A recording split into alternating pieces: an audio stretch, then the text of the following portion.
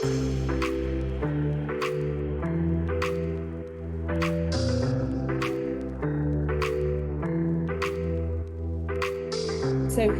welcome today. I know we have people from all over Asia and specifically in Singapore, and we'd like to thank UOB for sponsoring this presentation and the ability to communicate to you all.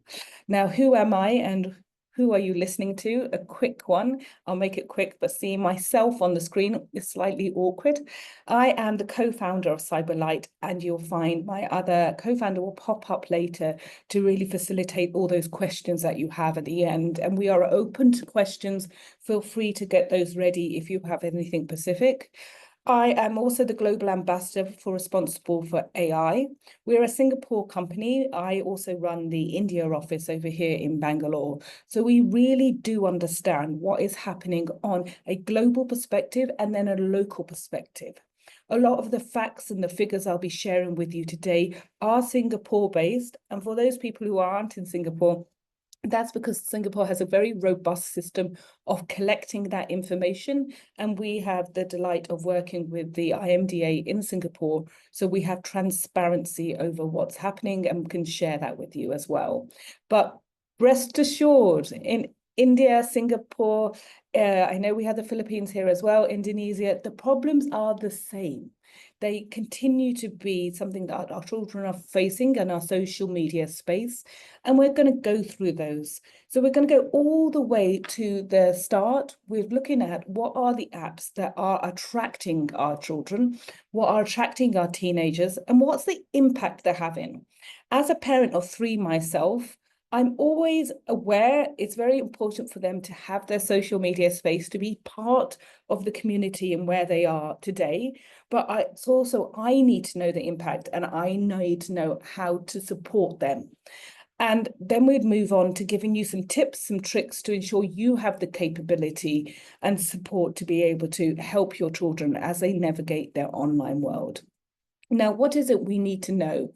If you've been to one of my presentations before, I will always start with just letting you know the groundwork of what we need to be teaching our children.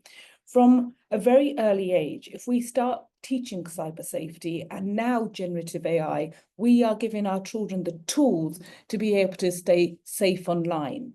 Now, what are those core tools or those important topics that you talk to about your children? They include digital identity, how you present yourself online, and that is incredibly important when it comes to social media. Privacy and information, what are you sharing and how are you actually locking down to make sure that those passwords, those OTPs are in use? Adults, you are terrible at it. Now, let's see if we can support the children to be even better than we are when it comes to really understanding what they're doing to secure their spaces. Unfortunately, for this generation, unlike my own, digital media literacy has become paramount because of so much fake news, manipulated content out there. And this is something we believe our children have the critical thinking skills, and we should be giving them those skills to be able to navigate their cyberspaces. Then we have phishing and scams. Anybody's children who game here, do send me an emoji if they do. You know that they see so many scams, they see so much happening within those spaces. And then there's online relationships. 80% of your children are speaking to strangers online by the age of 11. We know that from going to classrooms, we've spoken to hundreds of thousands of children. They do not have their privacy on, and they are communicating on some level to a stranger, be it in a gaming platform where they feel they're safe. They are not aware of the boundaries or the risk there, and we want to ensure they do know that. And then lastly, unfortunately, across Asia and in Singapore, cyberbullying rates are going up. They are not coming down. So we think it's very important to be talking to children at a young age to be able to understand what is cyberbullying, what is that behavior, and how can we support them if they fall a victim to it. Now, how do we start this conversation about social media and the risks about it? First of all, we need to navigate where our children are online. It's important that we understand what apps they are utilizing. And one of the tasks that I would request that you all do is write down the apps that your children do utilize. My cyberspace will look incredibly different to my children. And to give you some perspective, I have a 14-year-old, 13-year-old, and an 8-year-old. What they do online, how they communicate, even the language they're using is not anything that I use. I still try to use full stop and grammar in my texts, though they laugh at me. So it's a very different way of communication. So do start by writing down the apps that you use on a daily basis, which would be probably something like the green if you're at my age, and then the apps that your children are using. And then when we're talking about all the tools and solutions, you can apply them to your own social media spaces, as well as your children's as well. We are as addicted to social media as our youth. So we can use this as an experience to look at how we can all have more mindful thinking when it comes to using social media online. So I'm going to dive into the actual stats. 2 of 3 of our children aged 7 to 9 use smartphones every day. In fact, in Singapore, the average 11-year-old, 97% of them now have a smartphone. This is also very prevalent in markets outside of Singapore as well. The first device happens at the age of 8 amongst the youngest worldwide. Teens spend, and this is staggering and something that we really need to absorb, they spend 8.5 hours on screens daily. That is not including class work time or homework time. It is predominantly and only when it comes to their social lives. The recommendation is for a child of the age of 13 to spend less than 2 hours a day for their entirety of their screen use. Now, as I said, there is no judgment here. I am a mum of 3, and I understand it is very complex when we look at screen time, and we will look into that in a bit more detail. 25% of our youth have more than 3 hours per day on social media, and youth with excessive social media usage were 1.5% more likely to be depressed. And that's something that we really need to be mindful of. So touching on our top concerns about social media, we have seen a lot in the news today about where social media stands and where it is part of our lives. And it has become intrinsically part of our life. I have obviously checked my social media before we were on this call today. It's become something that has become very, very normal for us to do, to work out what our friends have been up to, what we may want to do today, what's happening in the news. It has become a one-stop port. But when it comes to our children, our teens, we are concerned. And first of all, I'd like to hear your concerns. So if you would like to type in what your top concern is on social media, share with us what you think that concern may be. While we're doing that, I will also share with you some of the concerns that we hear ourselves. And that would be anxiety, and it would be stress, it would be meeting strangers, cyberbullying, as you can see, always is one of the top concerns out there, who they're speaking to, and also how it is influencing their thought process.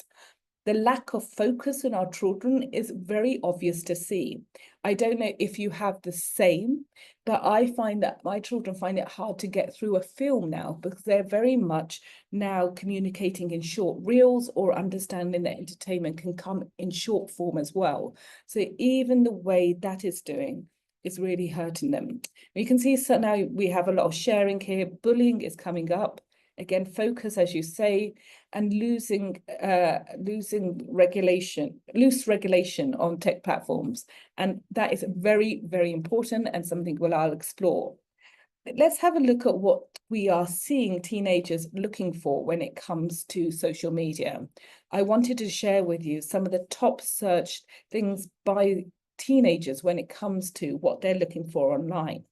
How to grow my Instagram account, how to take good photos. What we're finding is social media more and more is becoming a space where we're looking to get validation and get some sort of value to who we are. Before, where we may have had value from being around our friends and our peers in the real world, we can now get value in a different way online with a totally different audience.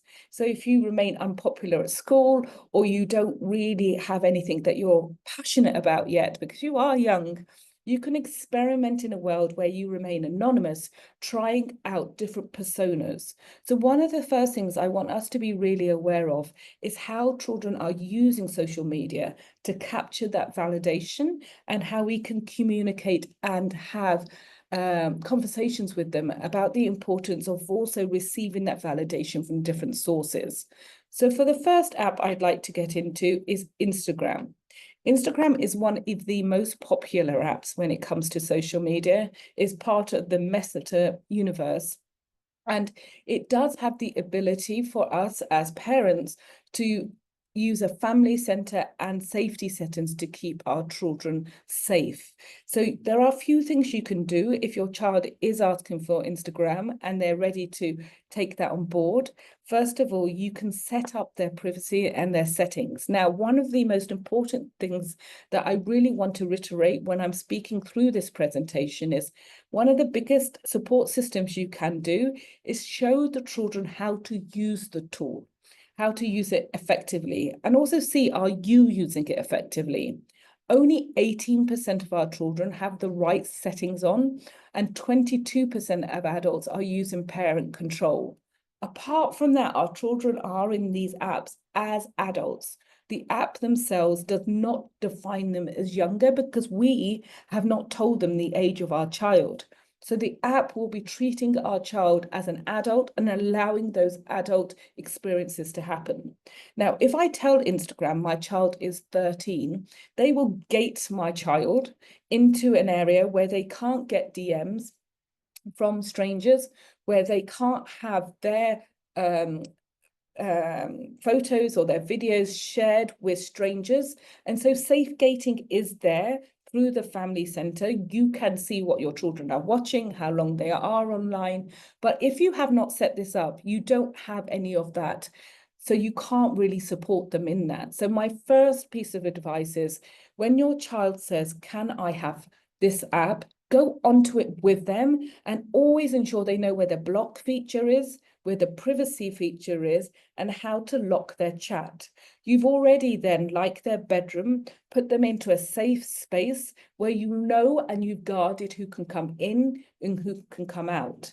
If you haven't done this at this point, it is like allowing anybody into your child's bedroom. You have not put a key or a lock on there. So it's something to be aware of. Now, one of the things that Instagram is known for when it comes to our teens, and where we see such high rates of anxiety, in fact, 22% of teenage girls say when they are on Instagram, they feel anxious or they feel depressed. Now, think about that. If you are an entrepreneur or a business person, as I can see we have many here, if you had a product where you knew 22% of people using that product were not happy or a joyful experience while you're using it, you would not be okay with that product.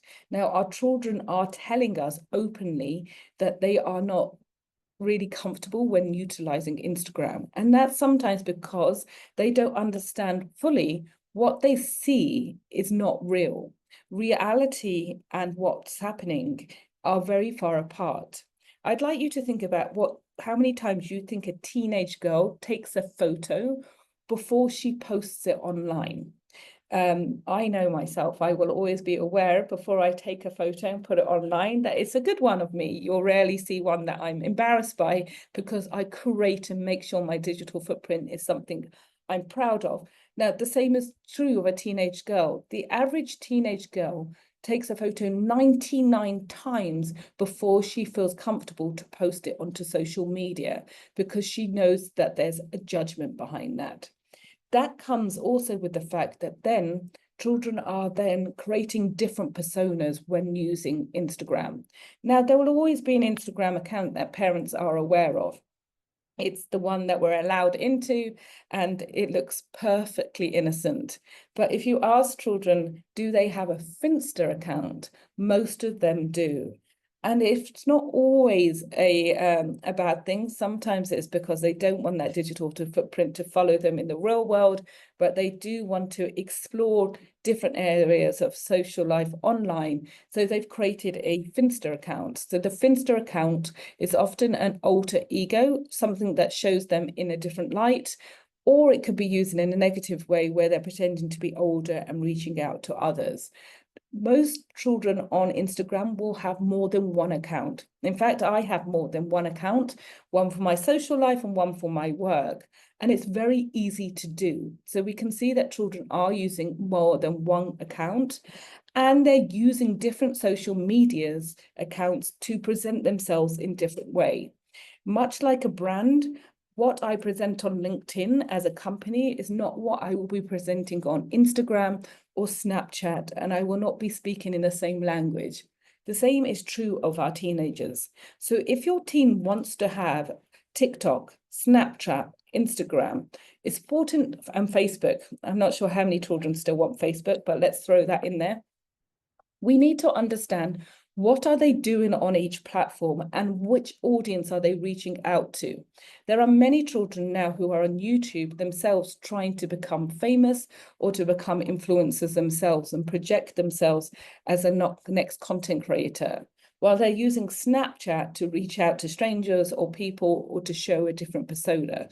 So one of the very important things to speak to your child about when you're giving them social media is, how are you presenting yourself on each platform? Why do you need so many of these platforms? And who are the people you're speaking to on there? Mostly each community has one app that they like to speak to each other on. In Singapore and India, we see a lot of children are speaking to their friends on Snapchat, while Singapore also has a strong influence in TikTok as well, which we'll go into. So do have those conversations. So now let's look at TikTok. TikTok is a phenomenon in itself. It stays in the news at all times. And in a positive light, TikTok is actually the one that has the most safety controls when it comes to our children and the ability to ensure they're in a safe space. As a parent, if you have told your child that told TikTok the age of your child, they will again safeguard your child. They have very strong features that make sure that your children's content remains within their age bracket. It will ensure that if there is any risks, they will be flagged to you on the Family Pairing Centre. And it will not allow others, strangers, to discover your children's account, sort of putting them in that cyber bedroom themselves to ensure that they are very safe when they're online. But it doesn't come without its challenges. As you know, TikTok is very viral in its nature, is very addictive in its nature. In fact, when I moved from Singapore to India after not using TikTok, my social media time has come down significantly because the TikTok algorithm is so enticing and so habitual. It did make me want to stay there a lot. Now, one of the things we need to talk to our children about if we are giving them TikTok, and obviously this can be communicated to any other app they're using, is what information are they giving away? Now, with this desire to be a content creator, to be an influencer, which is a natural desire when they see so many people being successful in this space, children are not considering what information they are giving away. Now, we have seen a lot of behaviors happen where children are sending out information about themselves, not considering the consequences, and have got themselves into a situation where they may be in trouble. Let me give you a case in example. We had a situation where a gentleman, a guy of 17 years of age, was communicating with someone else on TikTok. They became incredibly close, and he did send an inappropriate picture of himself out, to only find it was a Nigerian gang who were then bribing him and then telling him that they would post these pictures online for everyone to see if they did not get a payment of 5,000 Singapore dollars. Obviously, the money itself is a lot, but then the experience, the nature of that poor guy's relationship to technology and his social media spaces shifted to a point where he didn't go back online for 1 year. and really alienated himself socially as well, because his ability to trust became very, very severely questioned. And we don't want our children to get into those spaces.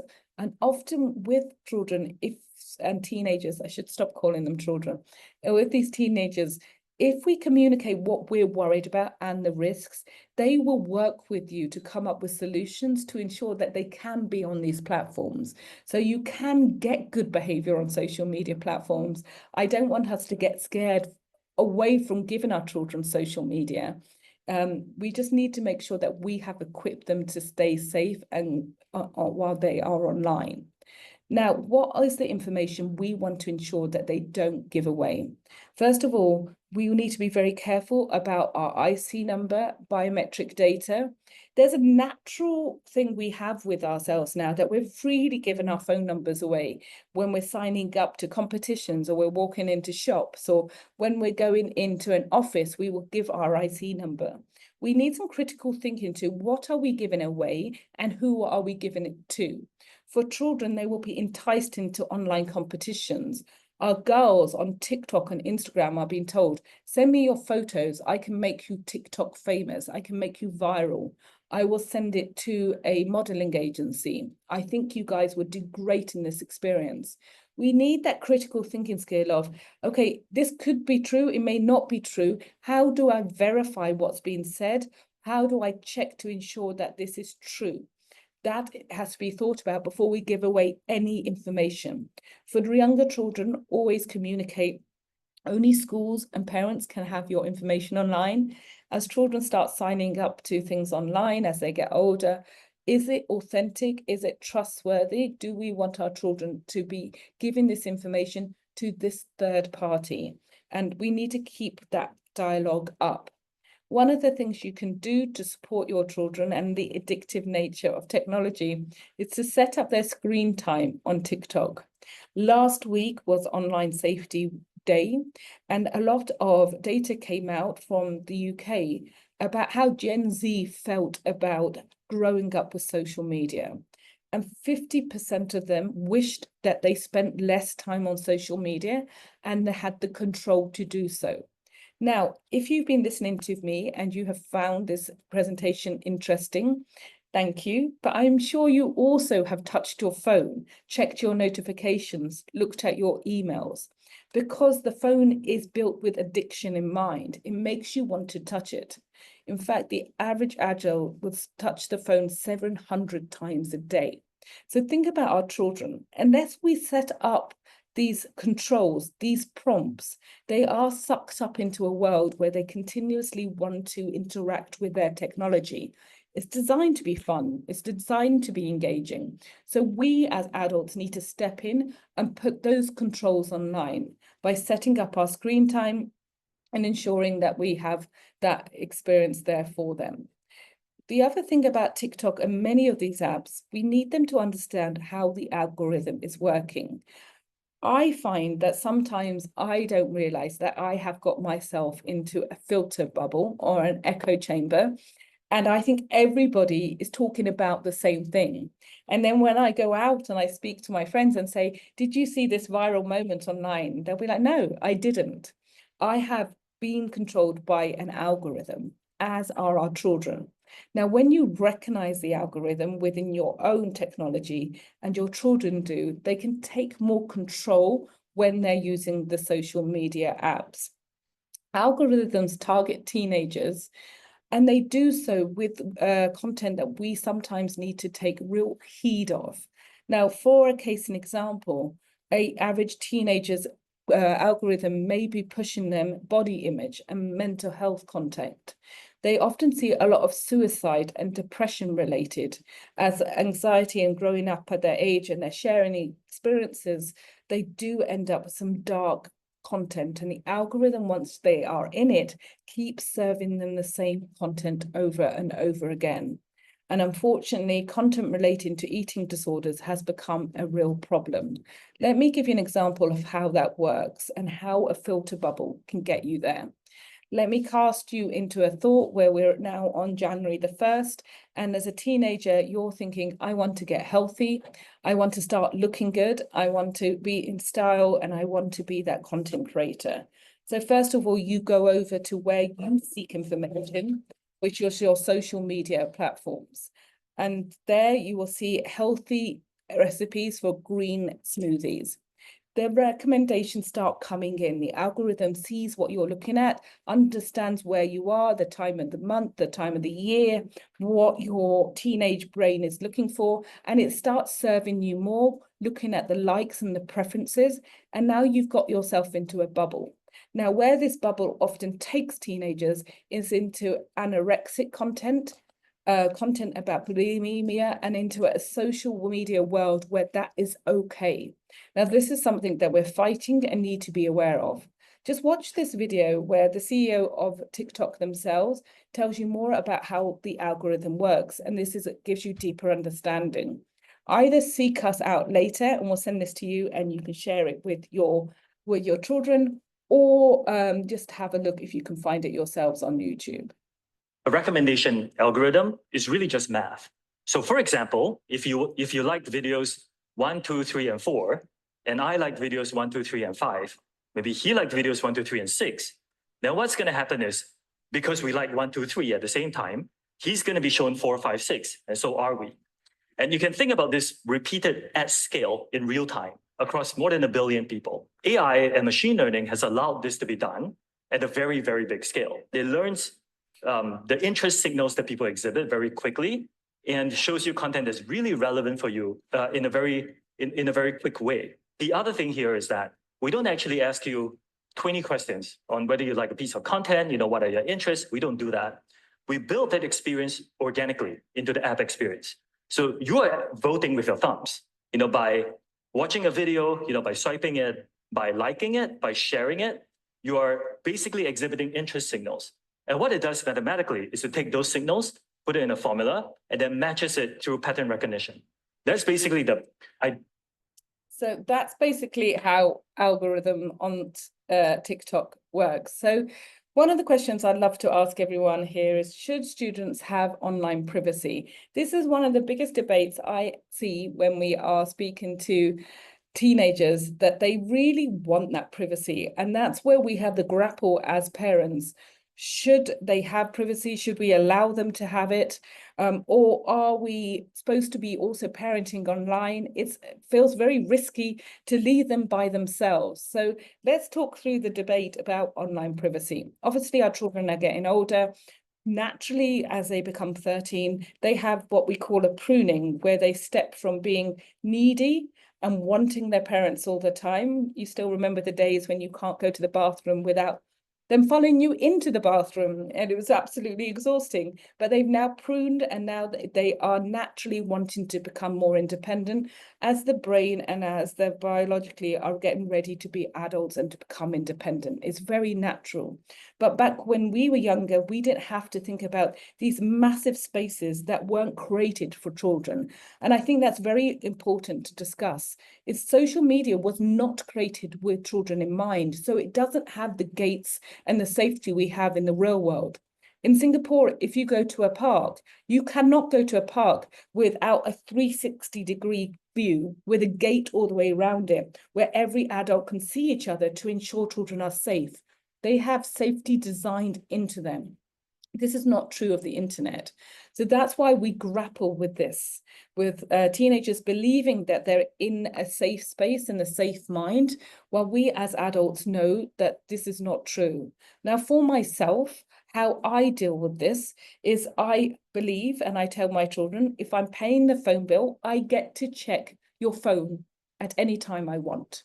However, I then ensure that I am part of their social media lives, so that when I go over, I can see what their algorithm is doing. I can see what they're talking about. Dinner table conversation often is, so what's viral at the moment? What's happening? What have you seen on social media? So I can navigate the risk vector. And once in a while, I will check their messages, but they know I will do it. And they know the reason I'm doing it is because I am concerned about not them, not because I think their friends chat are interesting. So it's about stepping in and out when you feel that you need to, and having that open dialogue as you go through, allowing your children to work for independence online.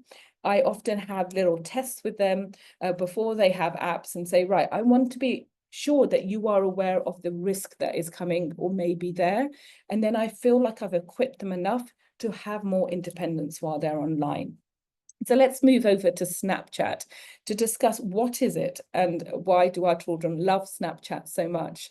Now, just to enact, my children do have social media, the 13 and the 14-year-old, but one of the apps I will not give them is Snapchat. And I have spoken to them about it. All their friends are obviously on it, but they do understand why I have concerns. And the concern is the habitual behavior that is built into Snapchat. Snap wants your child to be on it all of the time because you are a commodity. Once your teenager has signed up to Snap, it is a user that they can monetize, and they can only monetize them if they are on the app. And they have done this in a very intelligent way by having features like Snap Map.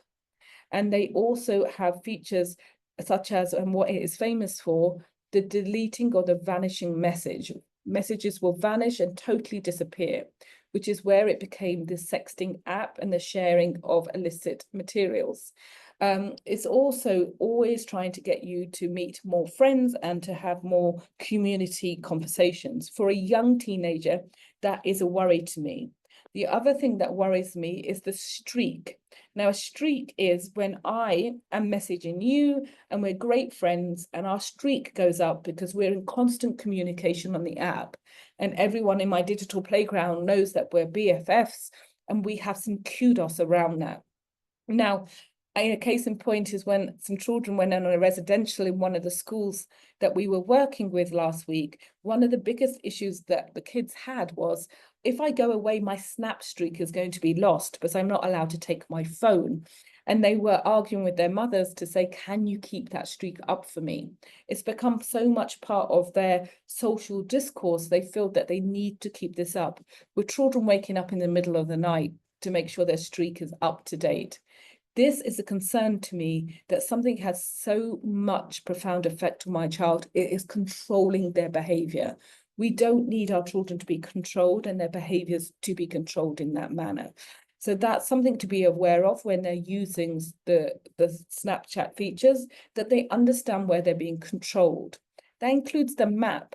Most of our children using Snapchat have their map on public. That means anybody using the platform knows where your child is at any time of the day.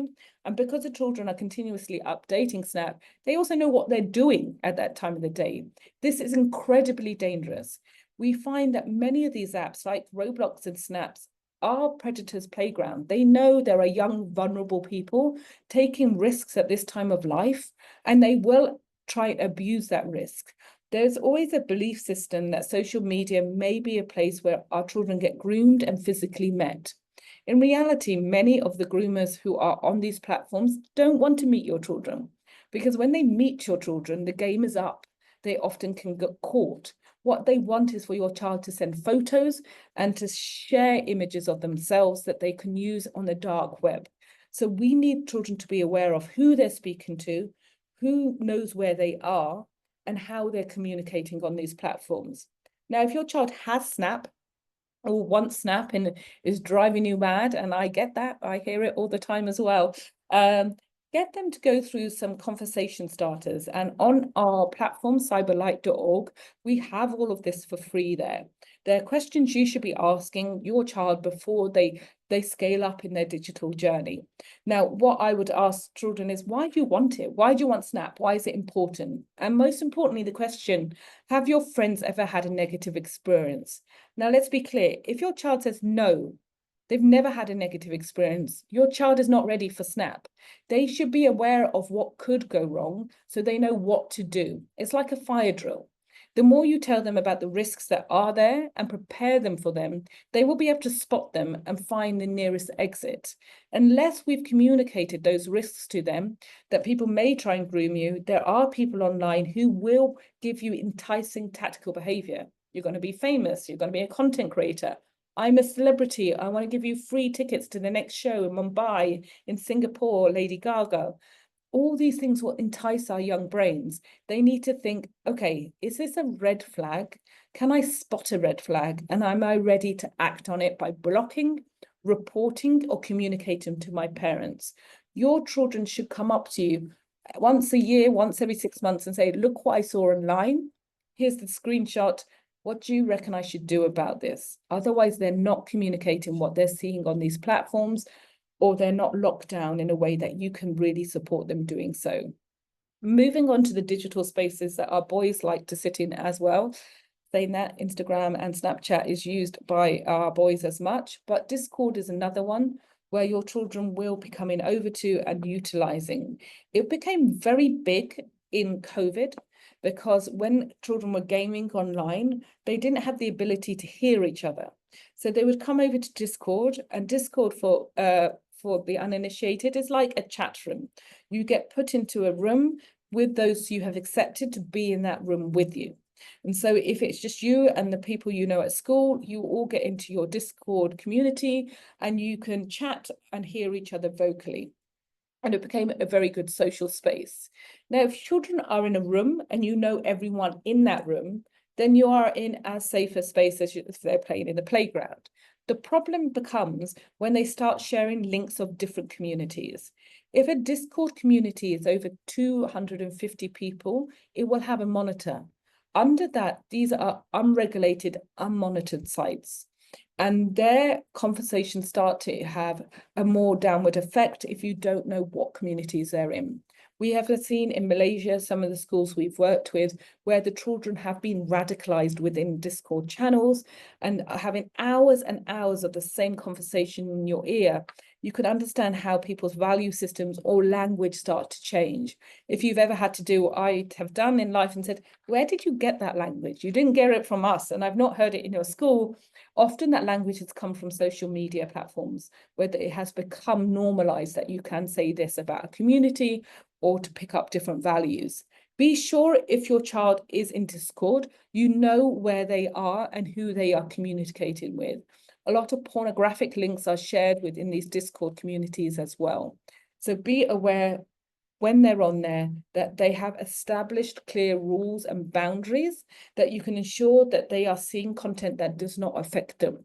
Again, to the generative AI survey that came out last week, many of Gen AI say they wish they hadn't seen things they saw online when they were of that age and felt that they were at risk in large situations. So we've already had the evidence that children want the support, even if they're not asking for it right now.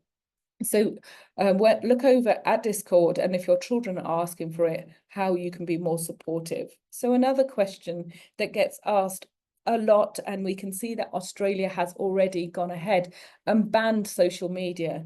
Do we believe social media to be banned for children under the age of 16? As I was communicating before, we know that social media was not built with children in mind. In fact, children have become an afterthought, with tech companies grappling whether there should be an Instagram for children, or Facebook trying once to actually do a Facebook for kids. Even LinkedIn has looked at how they can see how they ensure the safety of children online. So where are we sitting with the ban on social media? Where I and where Cyberlite worry about putting a total ban on social media is that once you ban social media, you allow the technology companies to say, your child shouldn't be on this platform anyway, so we don't have to deal with them anymore. It is up to you as an adult to ensure they haven't logged in as an adult and that you have made sure they're safe. So the technology companies' responsibility may lower. And if you have a teenage child, you will know taking social media away from them only ensures that they move to different platforms. So if our children end up to have not been able to be on Snapchat or Instagram, they move over to Discord, which is not seen as social media, or Twitch, which again is not classified as social media, or WhatsApp or Telegram. That means our children have gone from spaces where we can see them and we can monitor them and understand what is viral or in their world, to now be blind, and we don't know where they are. We don't know what they're doing, and we're not sure if we can support them anymore. So there are many arguments for and against, and we can sway on a day-to-day basis, and that's what we can see with the figures that we are seeing on screen. But to be fully aware that a ban is a blunt tool that may not support our children because of the encrypted nature of platforms. And so I just want to go in what I mean by that, because there was an assumption that we know what an encrypted channel is. Now, encryption channels are channels like WhatsApp, like Telegram, where you can't see what has been written. Now, the unencrypted channels are Instagram, Snapchat, where they have monitoring tools in there. So if your child types in anorexia, they can't do it. If a child of 13 types it in and the app knows they're 13, they can't do it. They cannot send a swear word. They cannot send a photo out because the app will stop them. They're monitoring the traffic. Now, WhatsApp and Telegram, no one is monitoring that traffic. And I'll go into that in a bit more detail. With the data, 84% of young users have shared private info on a messaging platform. So if they're sharing it on Snapchat, Instagram and Snapchat can often see that and then take down where they feel that something is inappropriate, where they may feel it's inappropriate, maybe a different boundary to ours, but they do monitor that. And 23% of those who share private info knew it was an unencrypted platform. And now one of the top encrypted platforms we know of is WhatsApp. Now, when you send a message on WhatsApp, nobody can read it or see it. So this is something that we have to be aware of. Many groomers or predators, pedophiles who are trying to get in touch with our children start on Roblox, they start on Instagram, but quickly say to children, to students, to teenagers, can we move platforms? I'd love to speak to you on WhatsApp. I'd love to speak to you on Telegram. It is because it's encrypted. No one can see what's happening there. And this goes back to, should our children have independence online? Now, if somebody has got your child onto an encrypted platform and started communicating to them, there's very little you can do after that. So that's why there is a case for our children staying on these platforms where there is some monitoring happening. So we need to be aware of WhatsApp and Telegram and the dangers behind them. You may have seen in the press before that Telegram has been up in fire over the fact that it does not monitor or keep children safe. There is a lot of child exploitation content and illegal groups that are there. And they, as a nature of Telegram and the co-founder, he believes that privacy should be 100% paramount. And we should not be checking for what is on there. And in fact, he got arrested in France due to the amount of sexually explicit material of children that is being shared on Telegram. So something to be aware of, and be aware of what Telegram channels your children are in and what's being shared on those channels, and that they're aware that people will invite you into these communities. You get to leave them if you feel unsafe or you feel worried. You do not have to stay in those channels. Another question we get asked all the time is, who should monitor children's social media? Should it be the parents, the schools, the tech companies? Now, I know that while you're sitting listening to me, all of you are thinking, but where are the tech companies in this? What are they doing about it? And hopefully I've given you some understanding about what the tech companies have done in terms of gating our children, putting them into safe areas. But then they also have the loophole of having the fact that when you go and download many of these apps, they do say these are for 18-year-olds. Even YouTube says it is for 18-year-olds and children should not be using it. They don't want to get involved with this being a case for them to have to take responsibility for your children. And in fact, with the new administration in the US, there will be less filtering happening for our children on these platforms. In terms of schools, schools cannot monitor your social media. Safeguarding policy means your schools should not follow your children online, should not be in their digital spaces, because they themselves are adults. And we do monitor our schools heavily to ensure that we don't have predatory behavior with powers, with teachers, etc. So teachers will not come over to your children's social media to safeguard that relationship. So this is where it becomes very difficult for schools to monitor your children's social media. So unfortunately, it falls back to the parents, and really only the parents who can support in this space. And that's something we need to be aware of. This is where schools often stand, and this is where tech companies stand. It comes back to us. And that's why I am concerned when we say we'll ban things, that it makes it even harder for us parents to know where our children are and what they're doing. Now, moving over to platforms like Pinterest, the reason I put Pinterest in here is we often don't think of it as dangerous. We don't think of it as something to worry about or actually a social media account. Actually, teens love Pinterest because its algorithm is fabulous. If you are looking for something, it will come up and it will quickly filter everything else that you don't need to know about. Now, the problem with Pinterest is the motivation behind the board. Now, my Pinterest, if you come over, is all how to make a cocktail and how to sew and what I'm going to wear next season. And it's incredibly boring to a 14-year-old child. Now, a 14-year-old boy's Pinterest would be very different, as it gets links from OnlyFans and links from many different areas with risky behavior. Their Pinterest may look incredibly different. Be aware of why your child's using Pinterest, and then be aware why other people may be using Pinterest. Pinterest was actually having a huge issue when pedophiles were collecting and sharing images that they were finding online and sharing boards to ensure that everyone could get to this material quicker. If your child is online and they are being an influencer or a content creator online, the stats show 70% of followers of children on Instagram are fully grown adults, adult men. Now, they are looking for content which they can then manipulate. So gymnastic content or children licking ice creams, things that they can then turn into something more illicit. And then they share these on boards. So first of all, remember that digital footprint. What are the images we're allowing our children to post? What are the images we ourselves are posting innocently? Or are we aware of who's following our children when they are becoming more independent online? It has a big impact on our children's emotions, and something that we need to be incredibly aware of is their digital and their emotional health when they're online. Our children are searching for that dopamine rush.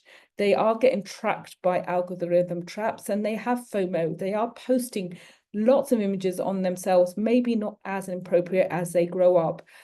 And they aren't considering where they are in that journey on social media, because social media has its own agenda. It wants our children to post more, interact more. We need to, as their parents, protect their independent thinking. Make sure that they have the tools to think things through. I, by no means, do not believe teenagers shouldn't have social media, and it's up to you as a parent when you think they're ready, 13, 16, that's up to you. But what I would applaud everyone to do is when you do put them onto social media, and we are putting them as parents, this is our role, that we do so with agency and get them to understand what they need to be aware of. So some of the tips that I will now leave you with before we go into question time is take control of your feed. Turn on when it comes to YouTube, turn off autoplay. Don't let your children be in an automated thinking. Follow, like, and engage only content that makes you happy. I always myself think, oh my gosh, I've got myself at 11 p.m. into seeing really dark videos that I don't need to see at this time of night, and start liking things that are more positive to control my social media. In fact, I control my own children's social media when I go up and say, let's see what's happening in your Instagram, and then like everything I think they should be watching. We can control social media in that way. In fact, TikTok allows you to reset the algorithm. Please go over and check how you can do that. We have all of the resources on Cyberlite as well. You can come over to us and see all the parent controls you can set up on every single app. It takes a while. It is a day job. You will be frustrated, but you will have more peace of mind that your children are in a safe space. Set screen time limits. Our children cannot set it for themselves because of the habit-forming behavior of technology.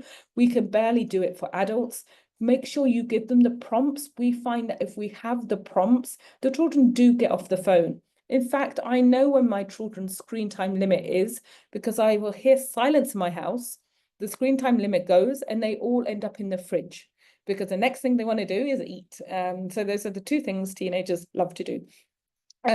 So set those screen times up, set boundaries and explain to them why you have. I will always tell children, you need to work out your anxiety levels now. You need to know how to digitally cleanse so you don't end up in a situation when you're over-reliant on technology. Our children are lonelier than they've ever been. They are more introverted. They have the inability to communicate. When it comes to when they go to work, many of them are going into remote jobs. They are not living in the same world that we did. So we need them to have the skills to look up and to go out into the real world as well. Some practical takeaways: encourage active use, create, learn, share, don't just scroll. Ensure that children are understanding what they're doing online and they're interacting with their technology and understanding how to utilize that. You can put on family pairing on all the apps that have that available, and you can scan our conversation starters. This is a great way to start a conversation. These are some of them that we have online that you can take a look at and ask questions with your children, get into their space, make sure they are aware that you're interested. In fact, we find when we talk to your children about their social media, they are both thankful and happy that we are doing so. They love talking about their social media spaces. They enjoy telling you what's viral, what's funny, what's crazy. You may cringe, you may go, that sounds a bit risky, but let them communicate to you on that. So come over to cyberlite.org and get those parenting tips. They're all free. They're there for you to utilize and hopefully will be incredibly supportive. I'm going to pause for some water. And also to get your questions. I can see they're already coming in, and you'll see Michelle has joined us on the screen to facilitate those questions. Hi, everyone. So I'm Michelle. I am Nina's co-founder at Cyberlite. We'll give Nina just a minute to rest. We won't give her too long. The first thing is thank you so much to everyone who has made it through to the end of this webinar. We have a few minutes left on the session to answer any questions. So if you do have questions, please put it down in the Q&A box below and then we can answer them live. If you don't want to have it answered live, but still would like to ask us questions, feel free to go to cyberlite.org and find the contact page there, and you can just email that in. But the first thing I wanted to address, and I think everyone tends to ask us this in our webinars, is if this is recorded and how can I get my hands on the recording? We will be uploading the recording up onto YouTube, and then we'll be sending out a follow-up newsletter in the coming weeks with the link. So please look out for that, and then you can feel free to share it with friends and family as well. As we wait for more Q&A questions to come through, I'd like to kick it off with, I think, one of the most pertinent questions that a lot of parents might have. So today, Nina's shared a lot around management of social media, of all the different types of content and platforms that kids might be on. But I think a question that we have to ask even before that is, at what age should we even let our children get on social media? And at Cyberlite, we do talk about something called digital maturity, and not really basing things off of their physical age, but rather how mature they are to go on these platforms. So Nina, do you want to just elaborate more on that and maybe provide some tips on how parents can figure out if their child is ready for social media or not?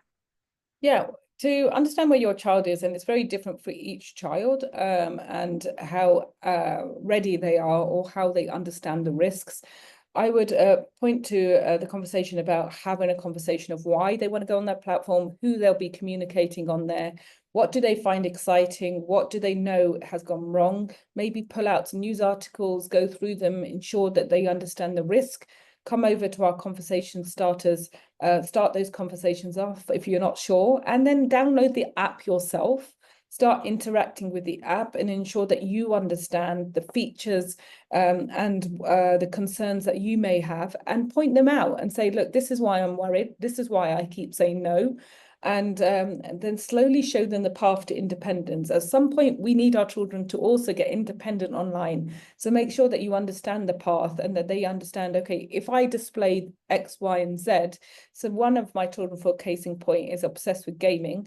And when he keeps asking for a phone, I always say, you can't, because you haven't learned the boundary around keeping asking me if you can have another hour. You need to understand your limitations, that you get, an hour a day, and then after that, you need something else.